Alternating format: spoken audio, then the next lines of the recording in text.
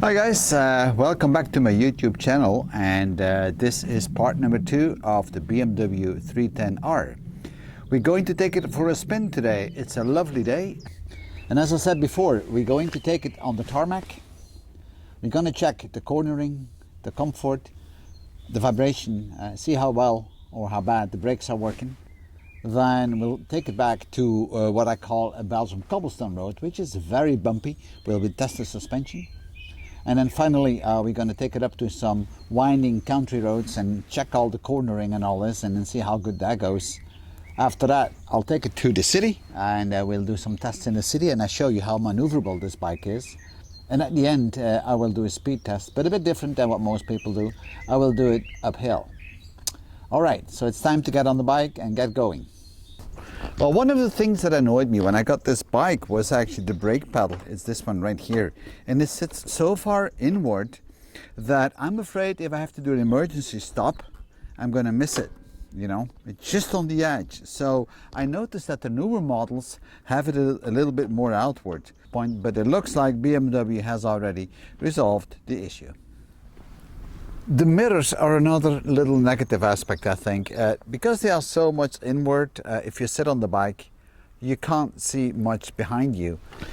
So guys, you can see where the mirrors are, right? And the problem is a bit that my arms are in the way. So whenever I'm looking in the mirror, I always see my arms, and that's a bit of an annoyance. But that, of course, can be fixed by other mirrors. One other thing with this bike is if you want to take off with this bike, you may stall it. I stalled it a couple of times, and it's just because it's a single cylinder bike and you have to give it sufficient RPMs. And if you don't, you will stall it. Believe me, I've done it a couple of times. There you go. See, that's what happens. So you really need to play with the clutch and the RPMs if you're going to take off with this bike. But now, it's enough of negative points, and I don't think they are really negative points. Let's focus now on the rest of the bike and how good or how bad it really is. One of the things I really like about the bike, it's not very high. I'm a very short guy.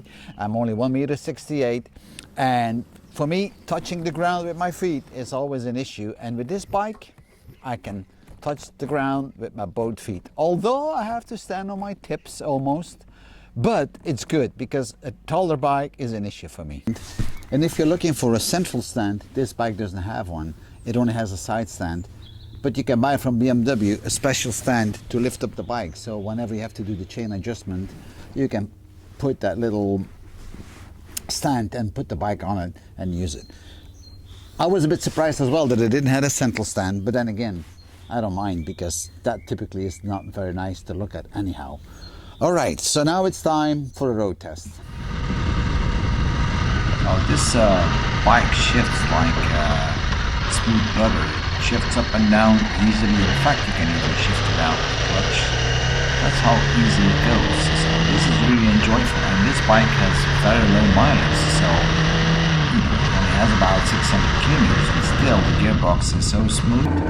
I really enjoy this. It has 6 gears, by the way, and driving 50 clicks an hour in 6th gear is a bit too low, so you might hear in this video often that I'm revving up the engine quite high, and you probably wonder why I'm not shifting to a higher gear, but that's because the bike might stall on lower RPMs. You have to keep it above 1800. But it feels really great. I don't feel much of vibration. It's a pleasure to drive around, and it's really maneuverable. I'm just stuck behind the truck here, so let's see if I can get on this roundabout and sneak in between the cars and let me do a few curves around the roundabout and see how the turning is going.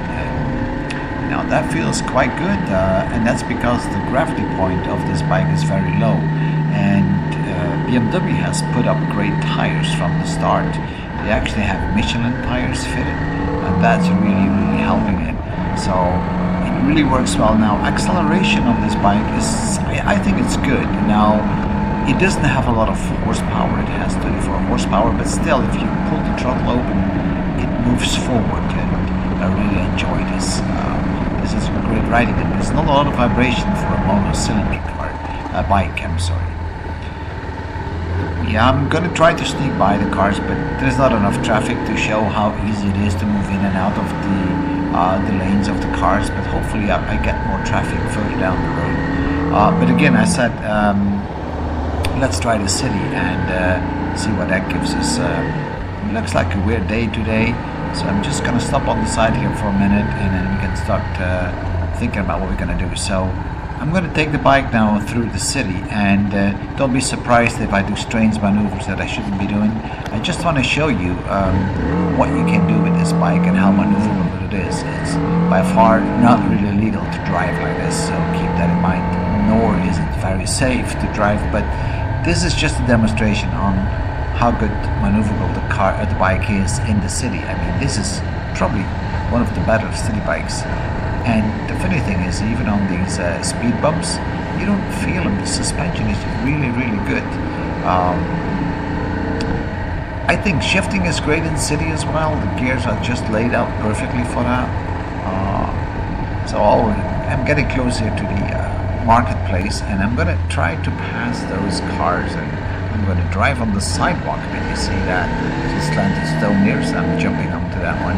Now, you shouldn't be doing this, but I just want to show you how easy that is with this bike, how easy it maneuvers through all these obstacles. Now, you see those cobblestones here? These are nice cobblestones, but further down the road you see some real nasty ones.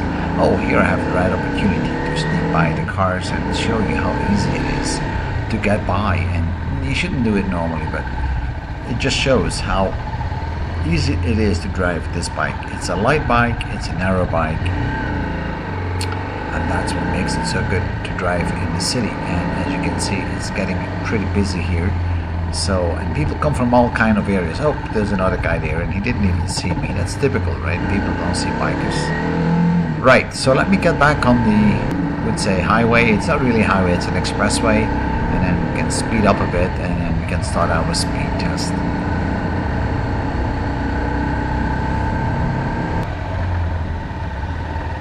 There we go. So let's get on the expressway, and I am not one of those guys that is revving the engines very high. I'm keeping it moderate to around 6,000-7,000 and never go above that.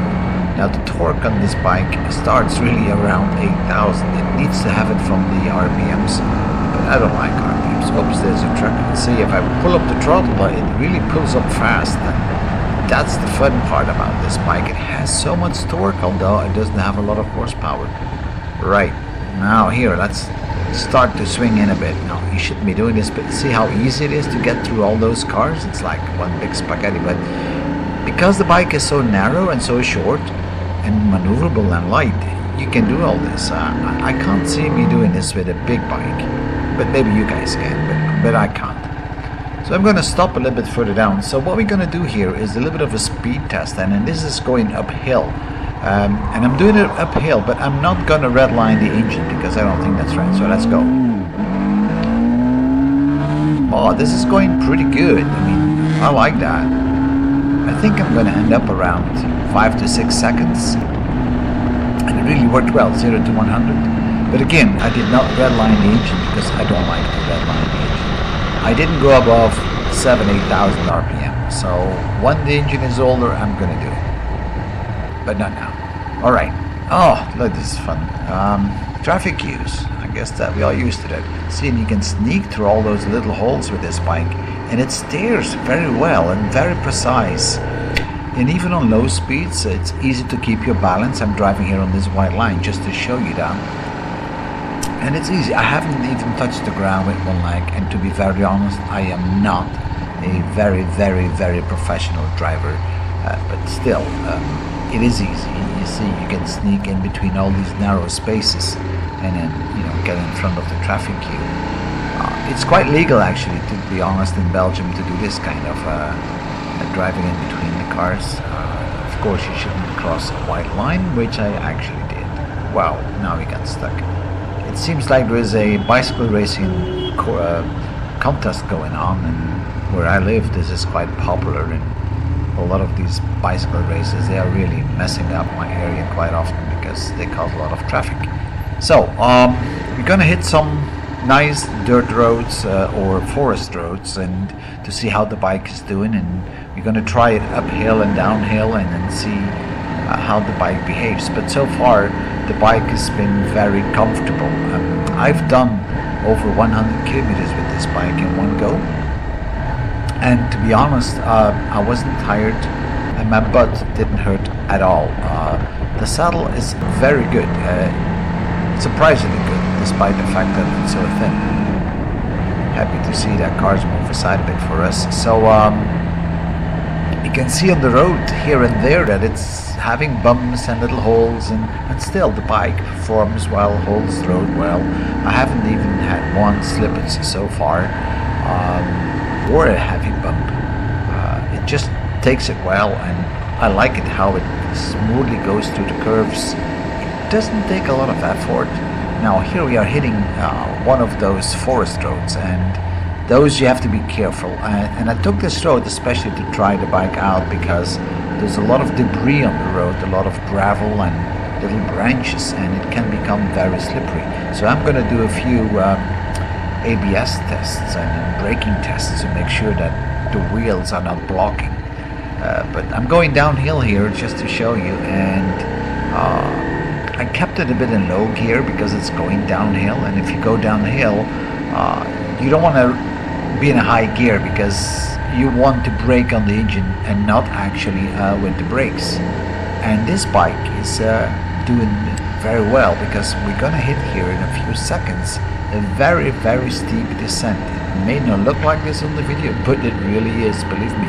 And I'm just driving in third gear, and I'm just braking on the engine power, and that's because, most likely because it's a one-cylinder 300cc, well 310cc cylinder, and I think that's the reason why I can brake so easily on this. If you brake with your brakes, then you're gonna wear them out. So now let's go back up the hill, and I'm gonna do it once we are around the corner, a little brake test. You'll see how bad the suspension has to work here, you know, to absorb all the shocks and all the little bumps that are on the road, not to mention the potholes we have. So let me try and brake here, and the bike stops immediately, and I really pushed the rear brake as well to see if it would slip, but it doesn't. It doesn't block the wheels, so the ABS works just fine. You see that how my front fork went down when I was braking? This was almost like an emergency brake, and it does it perfectly. The wheel doesn't slip, and I'm doing this on the road with gravel, so this is really good.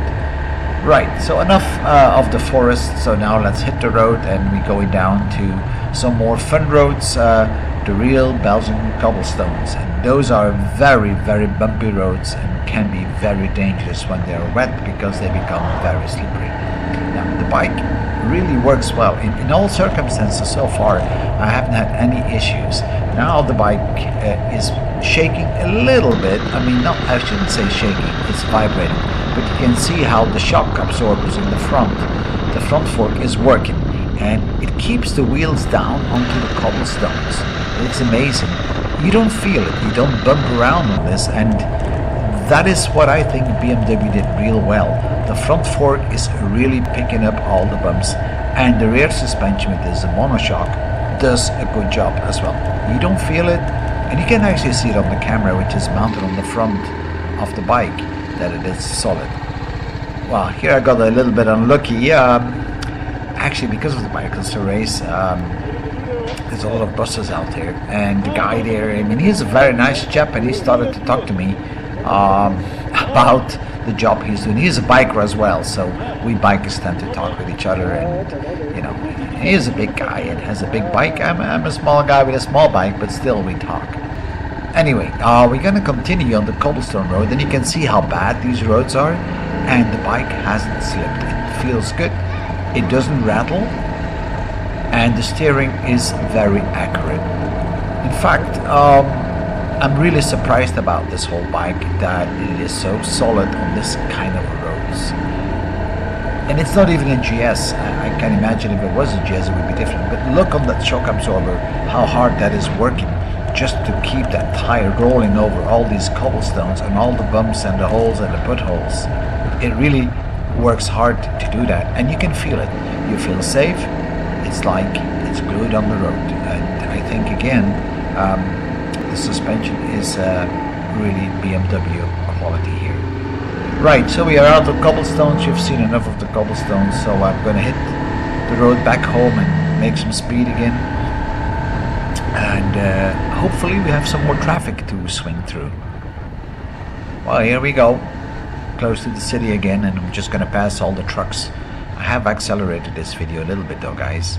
Right, so let's sneak in between the cars here and drive through them. See, there's narrow gaps, and since I have no boxes on the car or nothing to put anything in, and the bike is narrow, it doesn't have wide mirrors or white blinkers on it, I can just sneak in between the cars and just drive to the front, and then off we go. Now I'm going to pass this car. I'm going to pull up the throttle. I'm in 6th gear, and it really picks up well. But again, it's the weight of the car, it's my weight, and that combined with 34 horsepower is more than adequate. I probably would want to sneak in between the cars here, but I see that my buddies are here on the right hand side. So I guess I'm not going to look for trouble, so I will be staying nicely behind them. And now I'm on my way back home, and we do a last stretch here, and then we get off the highway or the expressway. And again, the bike shifts perfectly. Rolls smoothly. I've had no issues with it.